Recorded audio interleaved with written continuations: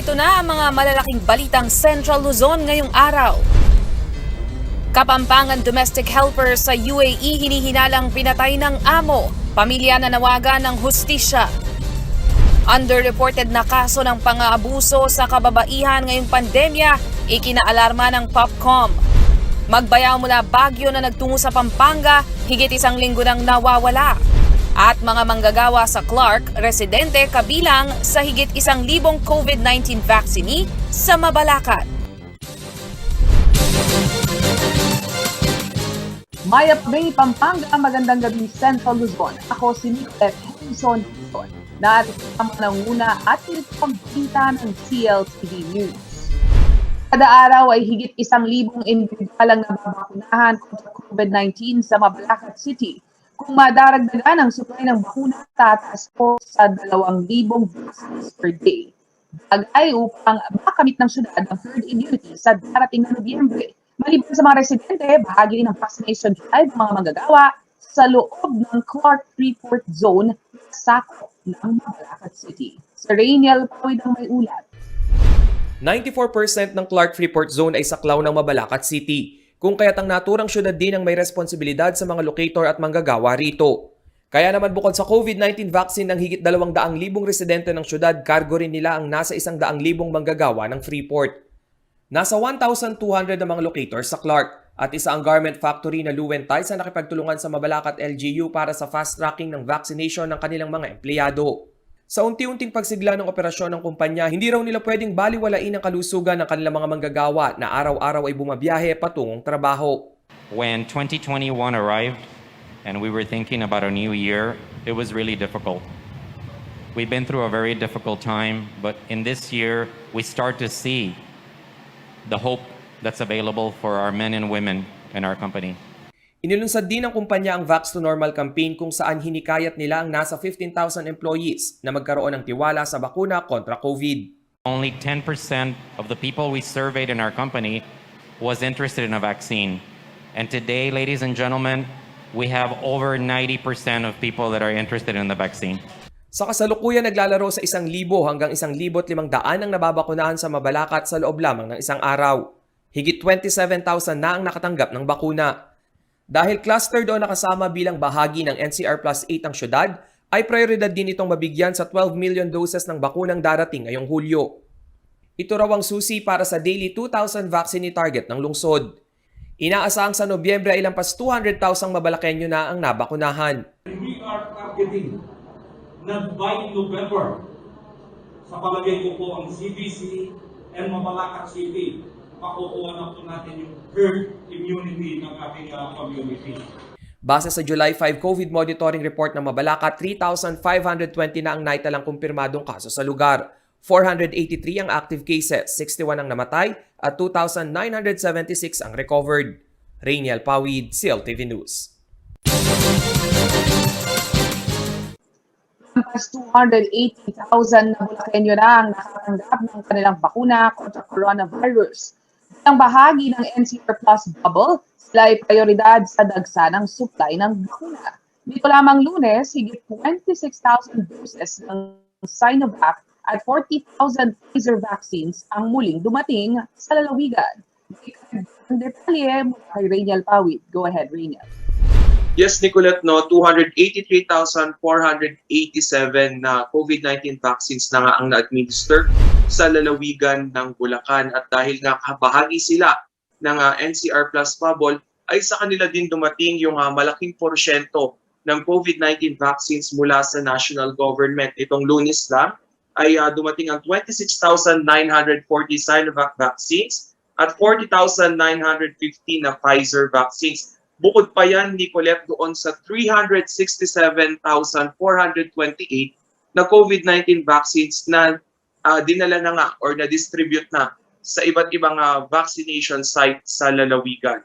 Nicolette, pinaalala rin ni Governor Daniel Fernando na pumunta ang ilan sa ating mga kababayang Bulakenyo sa kani-kanilang rural health unit para magpalista na. At ngayon nga sinisimulan na rin ang pagbabakuna doon sa mga tinatawag na economic frontliners o yung A4 category. At Nicolette, magandang balita rin na 98% nung bakunang dumating sa Bulacan ay nandun na nga sa mga vaccination area. Nicolette. Maraming salamat. Rainiel Pawid, nagbabalita. Sa pagbabalik ng CLTV News, ang helper sa UAE, hinalang natay ng amo. Pamilya ng tawagan ng hustisya. At magbayaw mula Baguio na nagtungo sa Pampanga, higit 1 linggo nang nawawala. Natiling nakatutok para sa iba pang panahunang balita.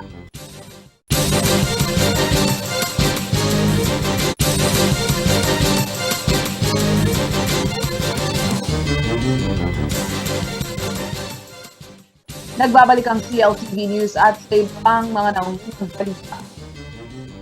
Isang malungkot na balita, mga kabalen, nasawi ang isang kapampangang domestic helper sa United Arab Emirates ayon sa Overseas Workers Welfare Administration o OWA. Ang pamilya ng OFW sinabing ilang beses nang naikwento ng kanilang mahal sa buhay ang pananakit sa kanya ng amo. Kaya naman ang hiling nila sa pamahalaan, matulungang maiuwi ang tabi ng yumao at mabigyan ng hustisya ng pagkamatay. Exclusive report, Paulo G. Santos. Idinulog sa CLTV News ang masaklap na kamatayan ng kabalen na OFW na si Maria Sigrid Santos, 40 anyos, na naninilbihan bilang domestic helper sa Sharjah, United Arab Emirates o UAE. Sa pagtungo ng news team sa bahay ng mga naulila ng OFW sa San Luis, Pampanga, ipinarinig sa amin ang pinagtagpi-tagping voice-recorded message ni Maria. Ayon sa kanyang mister na si Ariel Santos, sa nalalabing 5 buwan na pagtatapos ng kontrata ng kanyang misis, ang kalagayan nito tila naging impyerno raw sa kamay ng mapang-abusong amo. Nalaring anak mo, anak tamo, na mag-aral na pa. Basta mga di na kayong, ha? Kaya malapit na lang, 5 buwan na lang, ha? 5 buwan na lang, uuwi na ako. Ha? Basta pa nga di yung muli ko masalese, dadalang ko ring pera, ipagalang ko, ha? Hindi kaila kay Ariel ang bigat ng dinaranas ng kanyang misis dahil pansin-anya niya na sa higit 2 taong pamamalagi niya sa kanyang amo ay malimit lamang silang mag-video call. Pero habang tumitindi ang pananakit ng amo ay hindi na rin umano nito naiwasang isumbong ang hindi makataong pagtrato ng Arabo. Hindi raw po siya pinapakain na ilang araw, 1 linggo. Tapos po yung nung pong sinabi niya sa akin, ito naman, binugbog naman, marami naman ang pasa sa likod. Nung po sabi ko, umuwi ka na lang. Sabi ko po sa kanya, tumakas ka na lang. Yung toys na lumabas kayo, tumakas ka na lang. Marami naman tutulong. 5 buwan na lamang bago magtapos ang kontrata ng domestic helper na si Maria at ito sanang buwan ng Agosto ay uuwi na ito. Inunawaan niya ang katuwiran ng misis. Natiisin na lamang ang nalalabing buwan. Ngunit kasunod ng papalapit na takdang araw ng pag-uwi ng kanyang misis, ang amo na babae, tumitindi raw ang ginagawang pananakit. Sa akin, hindi raw po siya makataas. Sobrang higpit daw po yung pagbabantay niya. Sa pinagsisilbihan niyang amo, sino yung direktamenteng nambubugbog sa kanya? Sino? Yung amo niya po, babae. Babae, Opo. among babae. Ano Opo. daw kadahilanan? Yun po hindi niya sinasabi sa akin. Yung pong sabi niya lang po na, ito na naman, binubugbog na naman ako, hindi niya na naman ako pinapakain. Nitong nakalipas na July 2, 2021, mula sa tawag ng telepono sa tanggapan ng nagpakilalang opisyal ng Overseas Workers Welfare Administration o OWA, kinumpirmang nasawi na si Maria Sigrid Santos. Limitado ang impormasyon na kanilang natanggap na di umano natagpuan ng bangkay nito sa bahay ng pinagsisilbihang amo. Ang mga impormasyong ito ay lumabas din sa ulat ng ilang Filipino news agency sa UAE. Dahilan upang ang pag-asa ng OFW na pinapangarap na mapagtapos ang mga anak sa pamamagitan ng pagiging domestic helper ay tuluyang naglaho. Ito po kami ng pag-aaral. Mabigyan po kami ng magandang buhay. Kaagad na nakipag-ugnayan ng CLTV News sa tanggapan ng OWA Region 3 upang malaman kung ano ang estado ng koordinasyon ng Embahada ng Pilipinas sa mga labi ni Maria. Ayon kay Director Esperanza Covarrubias, ang DFA na ang direktang nakikipag-ugnayan sa mga otoridad ng UAE sa investigasyon at repatriation sa mga labi ng biktima. Nagulat naman kami sa impormasyon na di umano ay inactive ang membership ni Maria sa OWA, kaya imbes na makakakuha ng higit 200,000 ay baka 20,000 pesos na lamang ang makukuha ng mga naulila nito. Tinawagan ng CLTV News si OWA Administrator Hans Kakdak para idulog ang sitwasyon ni Maria. Kapag ka inactive po siya sa OWA, ibig sabihin ho ba wala siyang makukuha? Ganun po yun? Meron po. Before the Duterte administration, wala. The Duterte administration, 20,000. First 2 years lamang umano ang obligasyon ng agency na nagpapaalis na bayaran ang membership fee sa OWA. Kaya sakali umanong mapaso ito, ay obligasyon na ng OFW na mag-renew sa OWA. After, yung agency naman kasi, first 2 years lang yan eh. So, it should be the OFW. Sa huli, tiniyak sa amin ni Administrator Kakdak na kanilang re-reviewin ang kaso ni Maria upang masiyasat ang kanyang record. Sa ulat ng International Labour Organization, pinaka-vulnerable sa hanay ng mga OFW na sumasabak sa pangingibang bansa ay ang mga domestic helper na bukod sa hindi tamang pasweldo at benepisyo, sila rin ang kalimitang nakakaranas ng iba't ibang uri ng pang-aabuso. Paolo G. Santos, CLTV News. Sa iba pang balita, higit 1 linggo nang nawawala ang magbayaw mula Baguio City sa Pampanga upang bumili ng pizza ng bako. Kasabay nilang nawala ang kaibigan nilang PIDEA agent na mula sa Angeles City. Inaalam pa naman ng mga otoridad kung may koneksyon ang pagkawala ng tatlo. Nagbabalik si Rainiel Pawid. Yes, Nicolette, no, lumapit nga sa news team ang pamilya ng magbayaw na sina Jeffrey Casampol at Bernardino Culala. Sila ay mga residente ng Baguio City at June 24 pa, simula nang lumisan nga sila doon sa nasabing syudad patungo dito sa Pampanga upang bumili lamang o tumingin ng pyesa ng ginagawa nilang backhoe. Ngayon, Nicolette, noong araw na yon ay nagrenta pa sila ng isang van para gawing service nga papunta dito sa Pampanga. Ito ang kanilang paalam sa kanilang pamilya. Ngunit June 25, Nicolette, alas 3 ng hapon, ay hinahanap na itong nirentahang van sa kanilang mga kapamilya. Dito na nga nagsuspecha itong pamilya ng dalawang nawawalang lalaki kung nasaan na nga ba sila. Ngayon tinawagan sila ng kanilang asawa at ng nanay at kanila lamang sinabi na patungo na nga sila pabalik diyan sa Baguio City at may inaayos lamang na specific na piyesa nga nitong sasakyan o nitong backhoe. Ngunit Nicolette, dumaan pa yung ilang araw ay hindi pa rin nakabalik itong magbayaw na ito. Kaya dito na naalarma ang pamilya nga nila. At ipa-flash natin sa ating mga screen kung sino man po ang makakapagbigay ng impormasyon sa kinaroroonan ng magbayaw. Samantalang Nicolette, June 25 din nang mawala rin ang PIDEA agent na si Merton Fesway na mula rin sa Cordillera. Inaalam pa ang koneksyon ng pagkawala ng tatlo dahil kaibigan nga nila itong PIDEA agent na ito.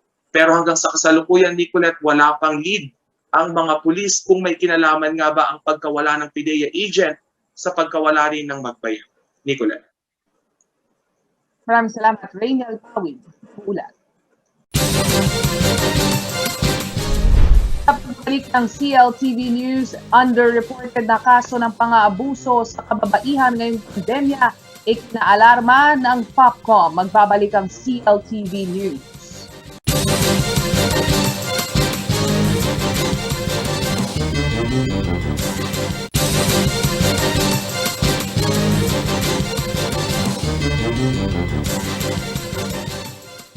Nagbabalik ang CLTV News. Ikinaalarma ng mga otoridad ang underreporting o mababang bilang ng pag-uulat ng kaso ng pang-aabuso sa kababaihan ngayong pandemya.